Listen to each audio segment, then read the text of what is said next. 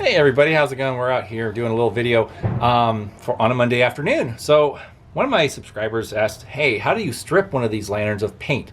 And I thought, that's a good idea. I think I should do a video where I kind of just go over a quick little, content of how to remove the paint from a painted lantern, because a lot of these early ones were originally bare metal when you purchased them from a retailer, a hardware store, whatnot. So with that being said, I will go over what I do or have done to get the paint off of an old lamp. So this one here is a 1913 era Dietz number 2 D-Light. It's a top lift model. It's kind of desirable. A lot of people like them.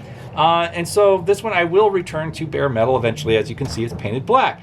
So what I've been using in the past, up to recently, is Jazzco. This stuff is, it's kind of spicy. So depending on the kind of paint, I like to go a little chemical warfare here. I take no prisoners. So I get the spicy stuff at Walgreens. No, not Walgreens. It's Home Depot or Walmart, I think, or Ace Hardware. They should carry it. Jazzco is a very old brand. It's been around for centuries, or more like decades, but you get the idea.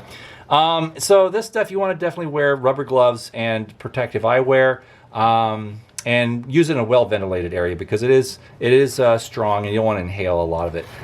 So apply it with a brush. Get like a soft hog hair brush you get at the hardware store for small paint jobs. So just slather this stuff on. Let it sit for about 10 to 15 minutes on a good day. No less than 70 degrees outside. So if it's colder than that, don't do it. Try and wait for a warmer day, or if you're in a well-ventilated workshop with climate control, then you're ahead of the game. Then you can just go for it. But anyhow, lay that stuff on. You might have to reapply depending on the environment. If it's too dry outside, if it's a dry climate, you're going to have to reapply, because it will evaporate and it will stop working as well. So you have to reapply as it's stripping. So keep that in mind. Keep an eye on it.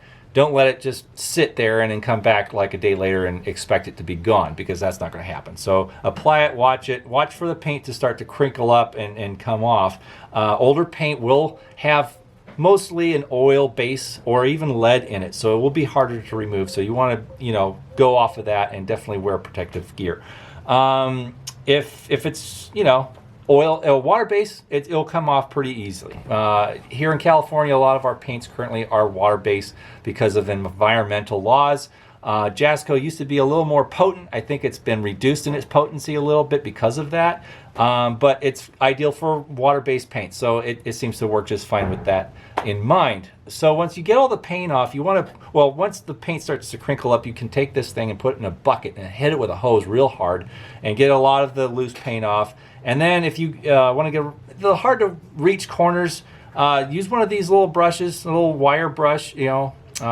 Ideally brass will not scratch as much as a steel brush will. So you want to get one of these at an auto parts store or hardware store. They're easy to get, cheap too. So get in there, get all around, and then hose it all off, and then remove as much paint as possible that way. And then wipe down the lantern, get it all dry, let it air dry, get the water out of the fuel tank, and make sure it's all dry and then your air tubes are dry, because you don't want any moisture in there, because it will start to rust from the inside out, and you don't want that.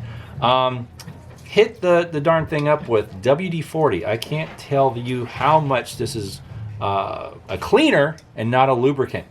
WD-40, contrary to popular belief, is a penetrating oil, and it's a cleaner. It's not designed to be an all answer to oiling problems. So definitely soak it with this. Hit it up, be very liberal with it, and then wipe it all down, get all the debris off. And if there's any kind of surface rust underneath your paint, I use these green Scotch pads, and they're pretty cheap. You can get these at most hardware stores or cleaning supply stores, and cut off a little square and go at it. And then just anytime it gets dull, then just get a new square and go after it. But be gentle. Don't go after it. If you want to save some of the patina on there, some of the age, just go over it lightly. Just address the rust, really. And then hit it up with some more WD-40, rinse it all off, and then grab out your blue Scott paper towels. These are the shop towels you can get at most hardware stores or even Walmart. They carry it, and it's usually cheaper there. So wipe all that down. And then after that's done and you have all your surfaces cleaned, free of paint and debris, pull out this stuff. Mother's Mag Polish is one of the best money can buy, and I love this stuff. A can this size is about $8, maybe $12, but it lasts a long time because it only takes a little bit to really get the job done. So apply some to one of those blue towels and start working it into the metal and all over in the corners and everything, and then use a fresh towel to buff it all out, and then that will create a nice subtle shine that looks really nice and elegant. And then you will also be sealing in the metal, because this stuff does leave a little film which will protect it against air and exposure and rust and corrosion. Now, if you're in the East Coast or the Midwest and you have more rust issues, definitely consider the boiled linseed oil, which you can apply, and it will give kind of a wet look, but it will also seal it from air, so it will keep it from rusting up. So that's what a lot of guys do. They like that method, and it looks actually pretty cool. But there's other methods to remove paint. Don't take my word for it. This is just something I've been using and doing, and it works.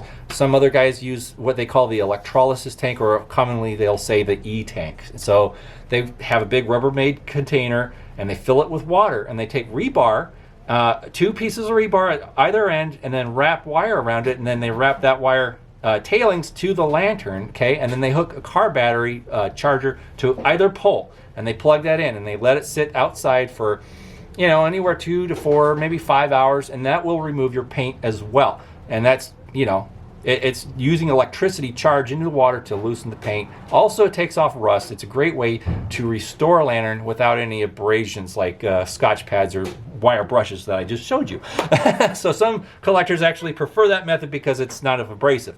And it also really cleans the metal, and it comes out almost brand new in many cases. Also, the lye bath. Some people like to bathe their lanterns with a mixture of water and lye. Now, lye is very aggressive. It's a very strong chemical. They use it in soap and cleaning agents. So definitely, of course, always practice precaution and use gloves and eyewear, and you know, be safe in a well-ventilated area outside or in a garage.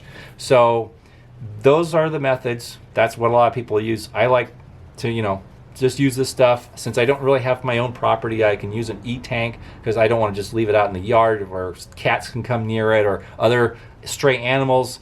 It can be dangerous, and because the E-tank will have, you know, let off vapors that are poisonous. So you want to keep that in mind and keep it away from animals.